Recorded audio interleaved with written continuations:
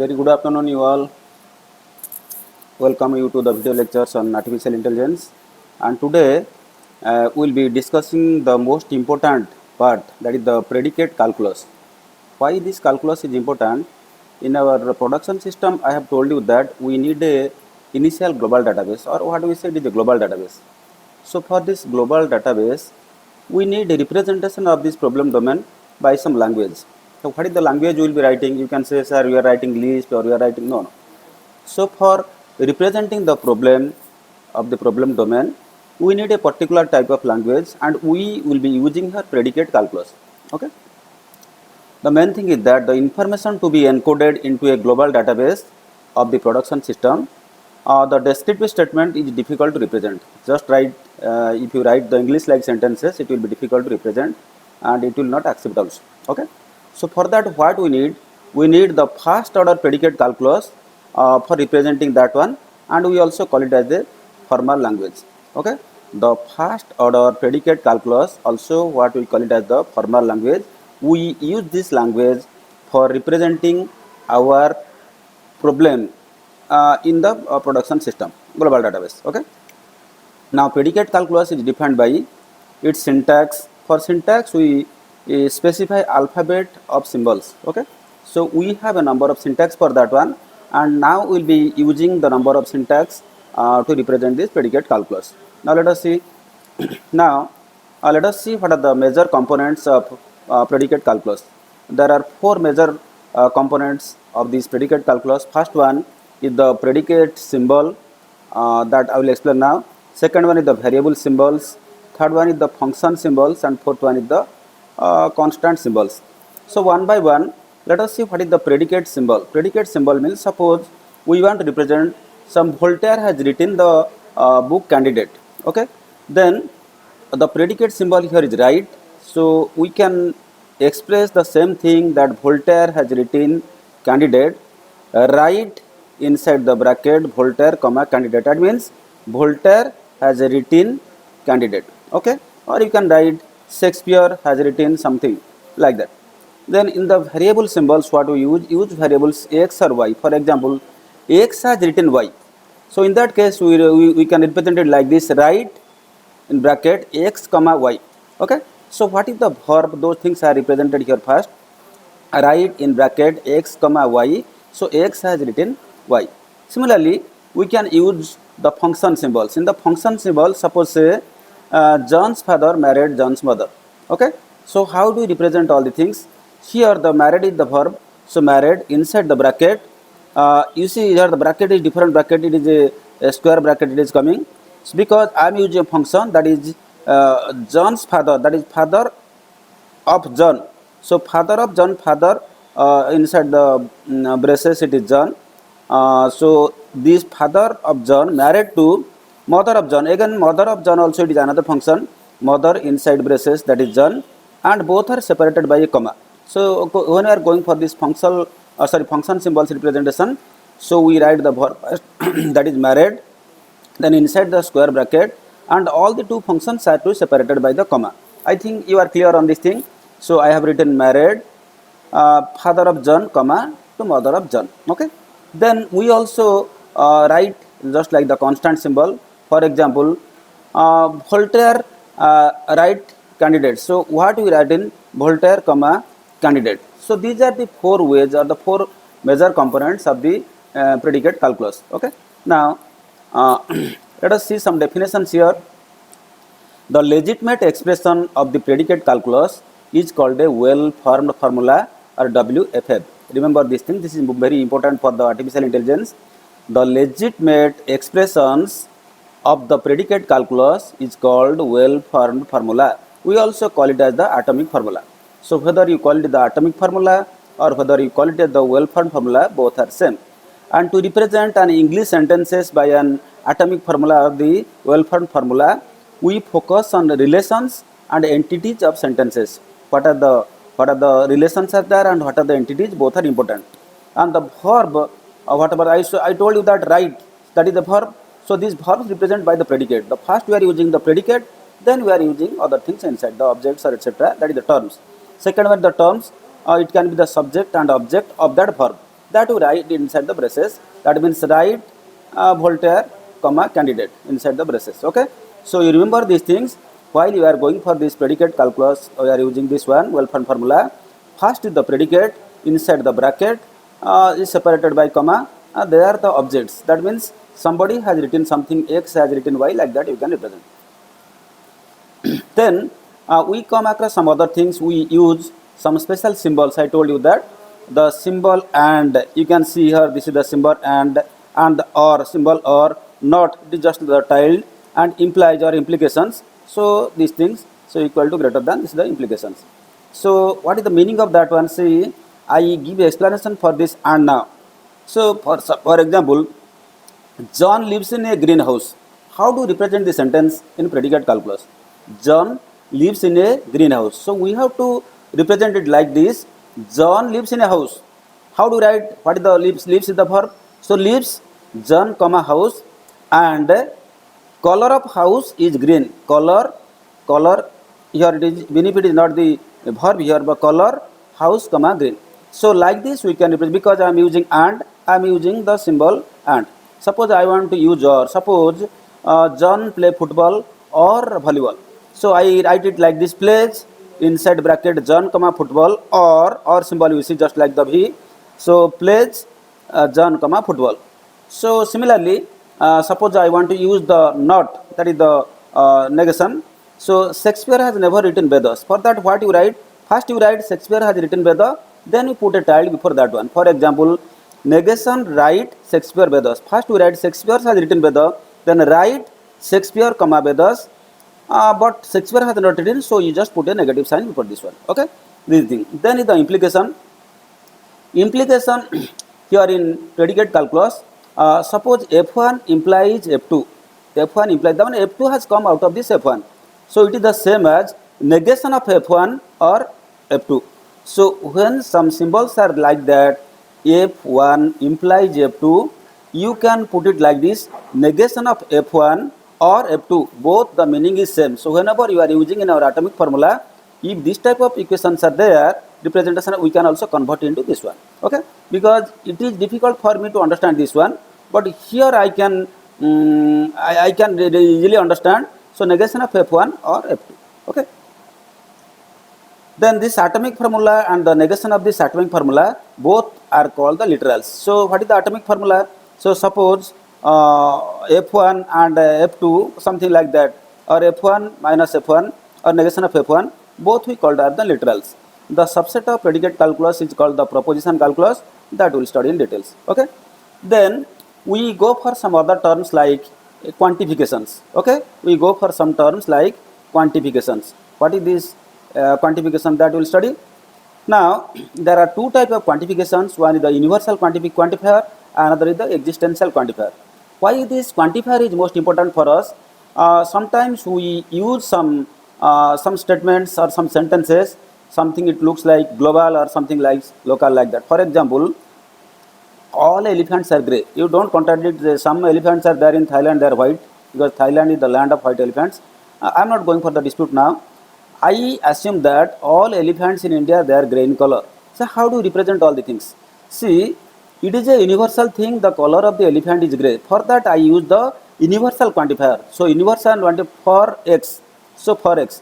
So in bracket for x, in square bracket, elephant x. So any elephant, x means any elephant you take, small, big, larger, implies color of x equal to grey. So you can see how easily we can represent all the things. If it is, if you use a sentence like there is a person who wrote Vedas, so it is not that everybody has written Vedas. If everybody has written Vedas, then I can use for x. But there is somebody who has written Vedas, that we don't know. How do you represent all the things?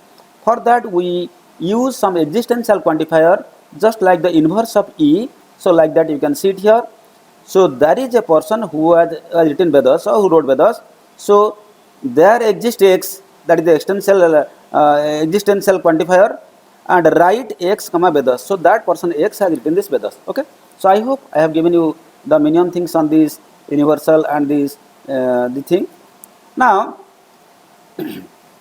we go for the predicate calculus with some well-known examples. For example, we write some inference, how to go for the inference. So we write man is mortal. This is the rule. So what is the meaning of these things? So because man is mortal, it is a universal thing. So it is not that somebody is immortal, not like that. So for all x and man x implies mortal x. That means anybody has taken birth in this world. If that man is x, implies that x is mortal. He has to die one day. So Shakespeare is a man. So man, in bracket it is Shakespeare. Okay. From this, we have to infer Shakespeare is also mortal. That means we write mortal Shakespeare. Okay. So this is the rule it is given, and this is the statement it is given. From that I have infer. That means I get something from these two statements. Okay. That is the inference. Now, what is a proposition that we write it here? Any stand or fact or assertions, it can be a declarative sentence, it can be interrogative statements like the questions, or imperative statements like request and order. All the things it can be there.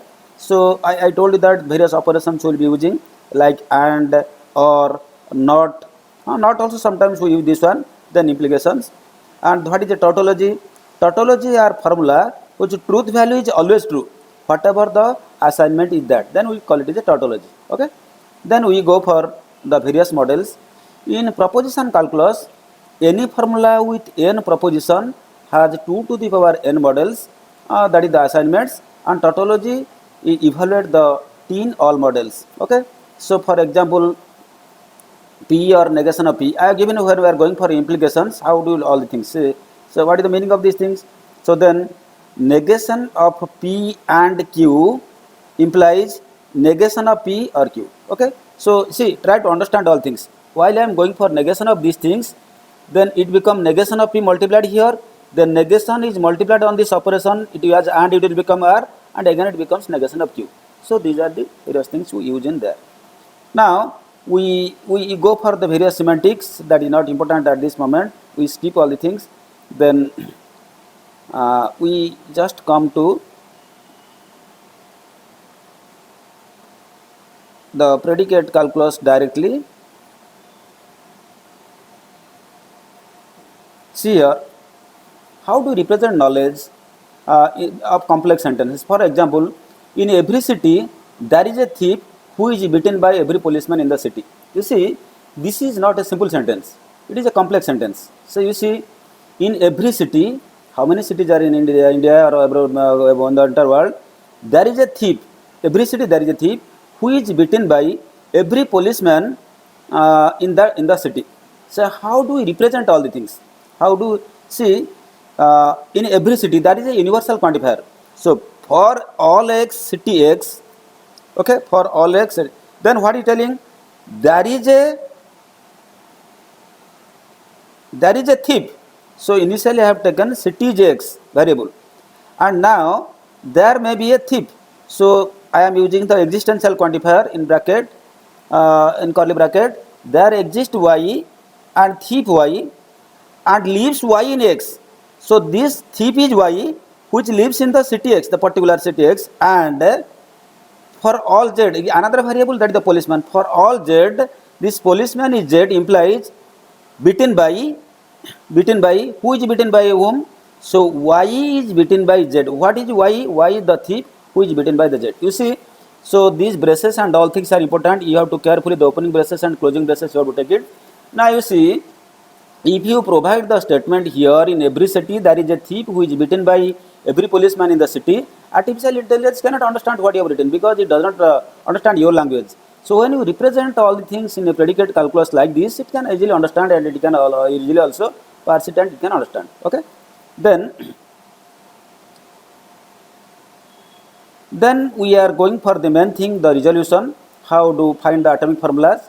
The atomic formula and a negation of this atomic formula, we call it as the literals. That already we have studied. And well-formed formula consisting of disjunction of literals, we also call it as the clause.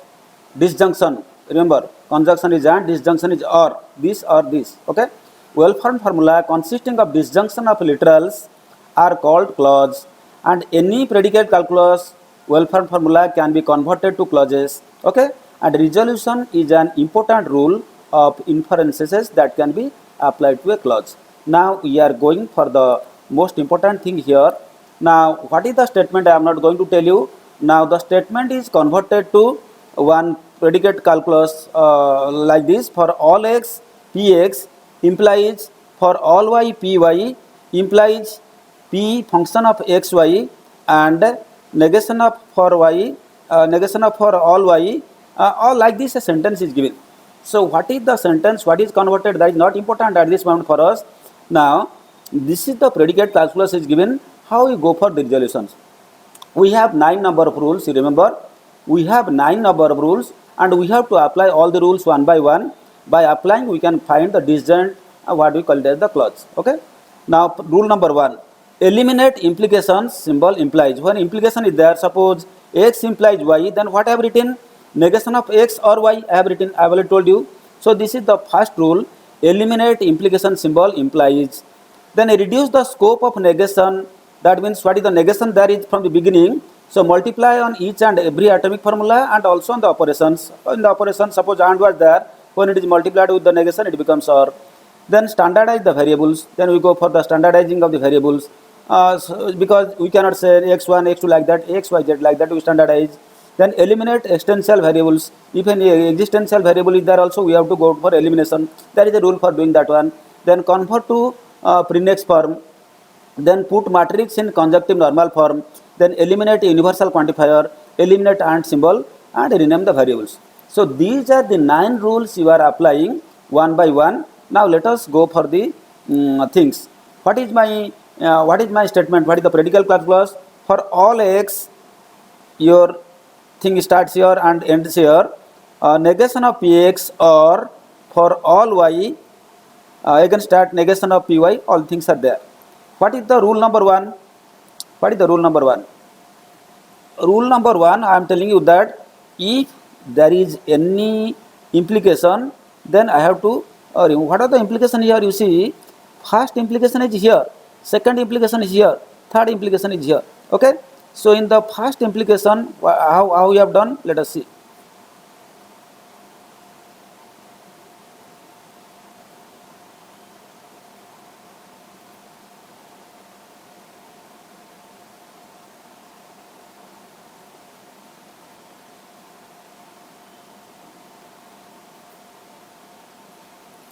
See, forget about this universal quantifier. So I am telling P of something implies the remaining. Remaining is also inside a curly bracket.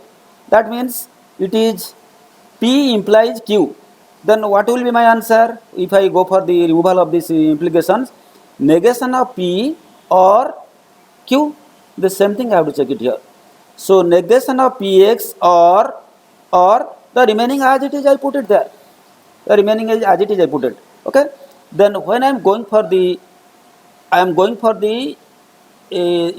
solving of removal, the what is this implication? Then what will be negation of py or this function? Similarly here it will be negation of qxy or py. The same thing it is done here. The same thing is done here for all x as it is.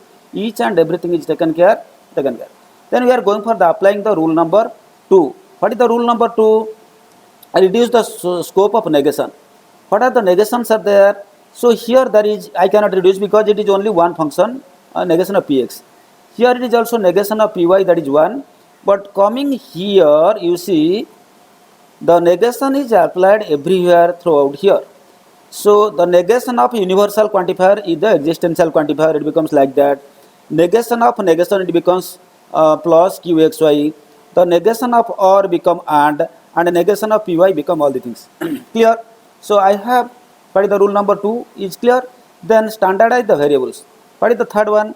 I apply the rule number 3. So for all x, p of x, and for all y, p of y, up to this it is okay, xy. But here already xy is used here, and again he is writing u here. Then what is writing? There exists w and q of x w negation of pw. So that means I used x, y and w here. It's clear now?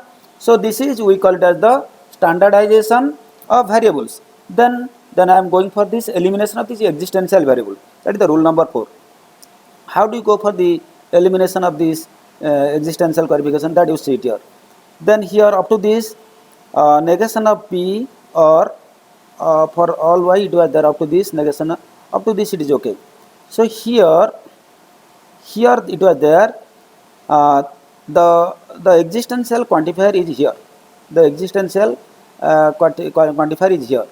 When we have some existential quantifier, then when we want to remove it, then what we need to do, we remove this existential quantifier, but this wx after that what is there, that you have to write in the form of some function of x, okay. Then we can remove out this. So then I can, what I do it here, so I remove this, there exists w and q of x is there, instead of w I write g of x, and negation of again you see it was p of w, then whatever I do negation of p, instead of w I write g of x, okay. So with this I applied the rule number 4. What is the rule number 5? Convert to pre-next form. So in this form what we do, see here, so you convert all these things, that means what is the quantifier are there inside, I bring it into the extreme left. So for that suppose inside a negative sign is there, when I am bringing that negative sign to the left hand side, inside that negation will be converted to plus. So like that, pre-next means what is the universal quantifier, what is the other, because existential quantifier already we removed by converting the second variable with the function of x, okay. Now I want to remove, or I have to go for the pre-next of this universal quantifier. So there was a universal quantifier for all y, okay, this is there, that I have to remove. For that what I do, for all x is there already, and for all y I remove it here, keep it there. Then negation of px here, or here negation of py, negation of py, or p of fxy, and here I am writing negation of p of x or q of x gx and all things. So there is a rule for how to convert this, rule number 5, that I will discuss.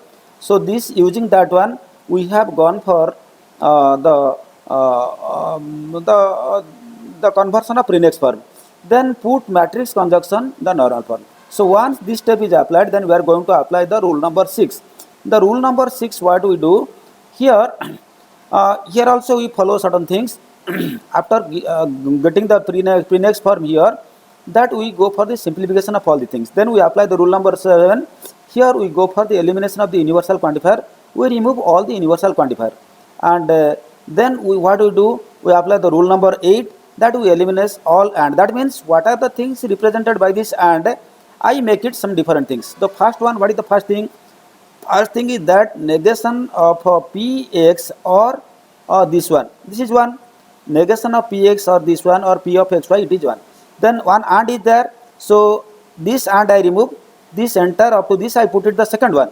What is the thing that is p of x or q of x gx. Then what is the third one? Negation of px or negation of pgx. All the things I put it there.